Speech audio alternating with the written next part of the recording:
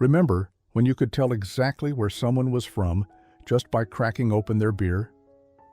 There was a time in Canada when every province, every city had its own liquid badge of honor sitting in the fridge. These weren't just drinks. They were conversation starters at hockey games, weekend cottage companions, and the taste of home after a long day. Today, we're popping the caps on 7 forgotten beers that only true Canadians remember.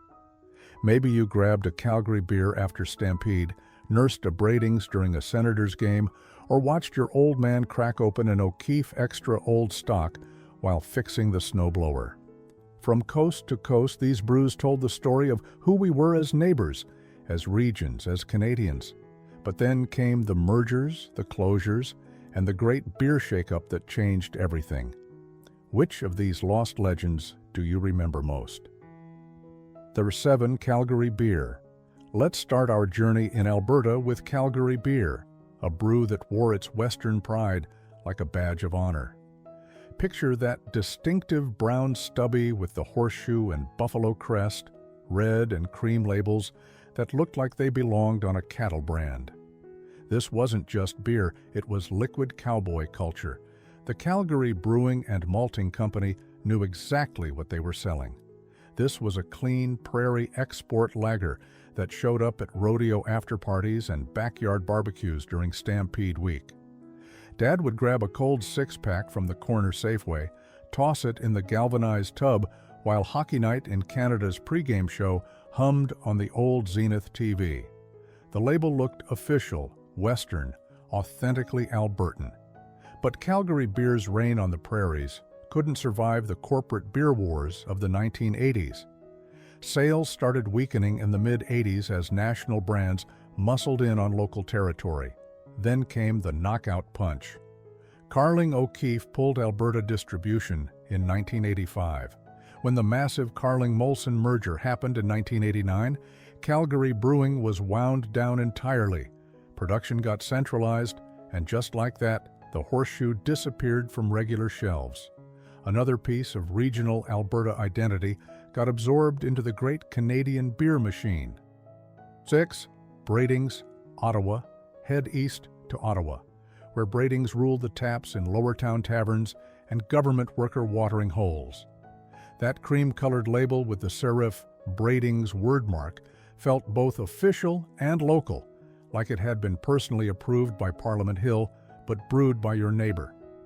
This was the capital's hometown badge, the beer that showed up for payday pints near Union Station and Dominion Day lawn chairs along the Rideau. Your uncle probably had Bradings coasters scattered around his card table, evidence of countless Friday night euchre games that stretched past midnight. Bradings had deep roots. The Union Brewery dated back to 1865, making it one of Canada's beer pioneers.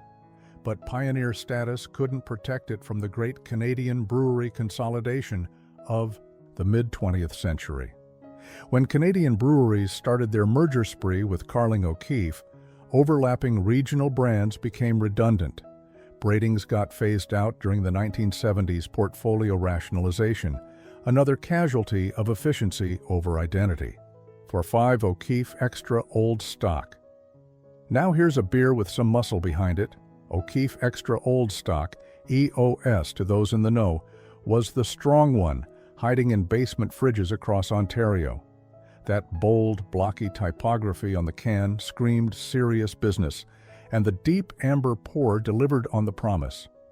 This wasn't your everyday lawn-mowing beer. EOS was brought out for special occasions, poker nights, snowblower repair sessions, and Saturday garage tune-ups when you needed something with real heft. Picture it. Top 40 crackling on the AM radio, the smell of motor oil mixing with malt, while neighbors traded tools and stories over cans of extra old stock. The beer had a grown-up taste that separated the casual drinkers from the committed. But that same strength became its weakness in the late 80s and 90s. The beer market shifted hard toward light lagers and ice beers, Bud Light, Coors Light, anything that promised fewer calories and easier drinking. EOS was too honest, too unapologetically malty for the new era. After various corporate mergers and brand pruning exercises, extra old stock lost its tap space and shelf presence. By the mid-90s, it was gone. Number 4. Carling Red Cap Ale. Speaking of honest beer, let's talk about Carling Red Cap Ale and its unmistakable bright red cap logo. This was Ontario's ale of choice for euchre nights and Legion Hall gatherings.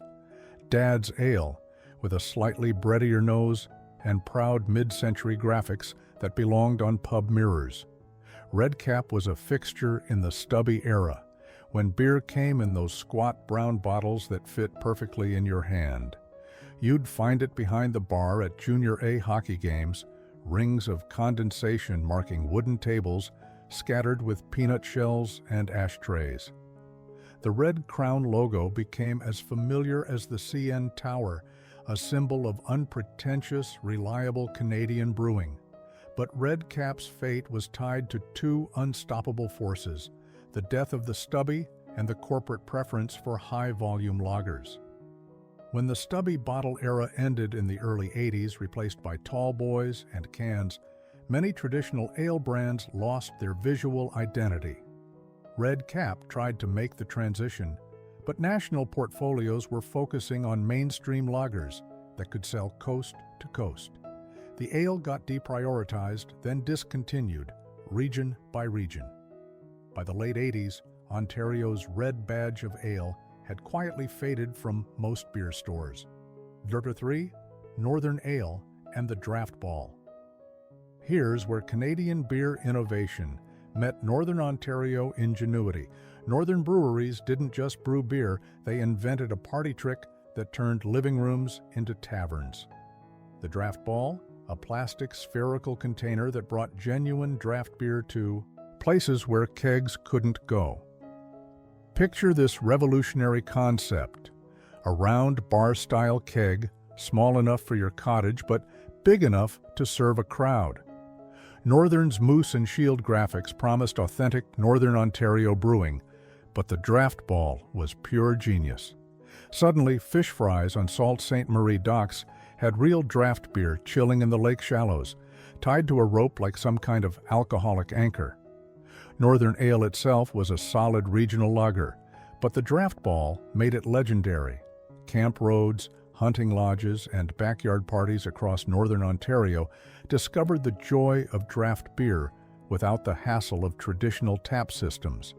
It was engineering meeting drinking culture in the most Canadian way possible. Unfortunately, Northern breweries couldn't engineer their way out of financial trouble. Persistent money problems and shrinking market share ate away at the company through the 80s and 90s. Operations eventually wound down, taking both Northern Ale and its brilliant Draft Ball innovation with it. The North lost its liquid ambassador, and Canadian beer lost one of its most creative delivery systems.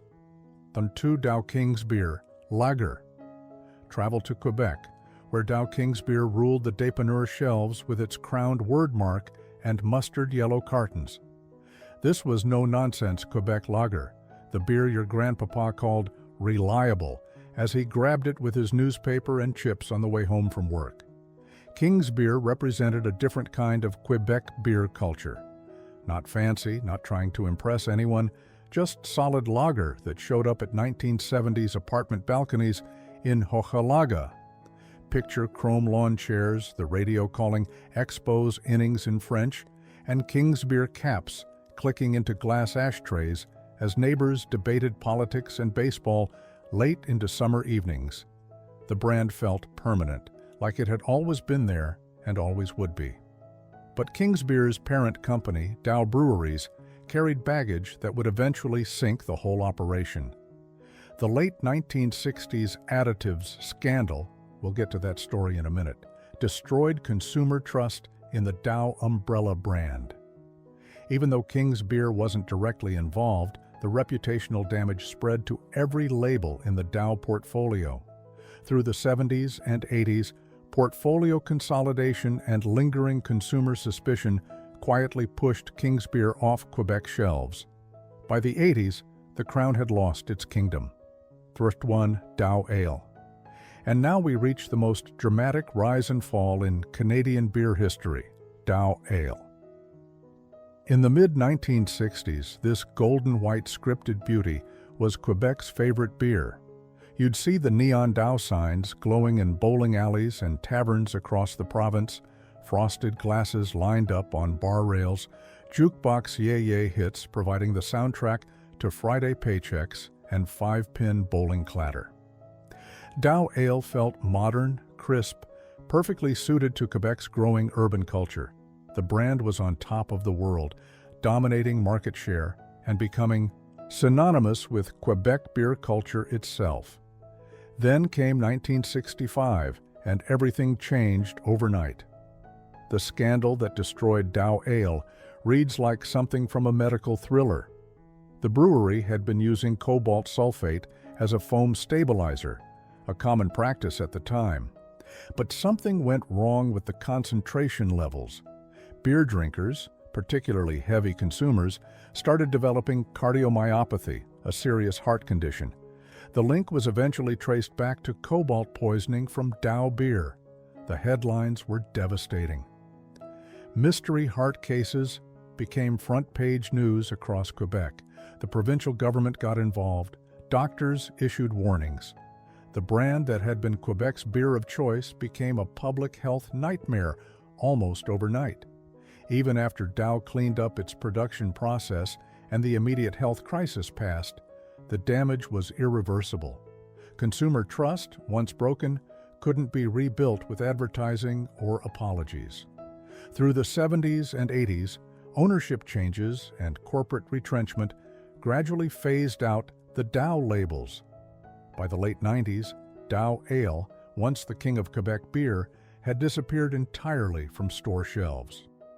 Which of these 7 do you remember most vividly? Did Calgary Beer show up at your family barbecues? Was there a Bradings coaster on your uncle's card table?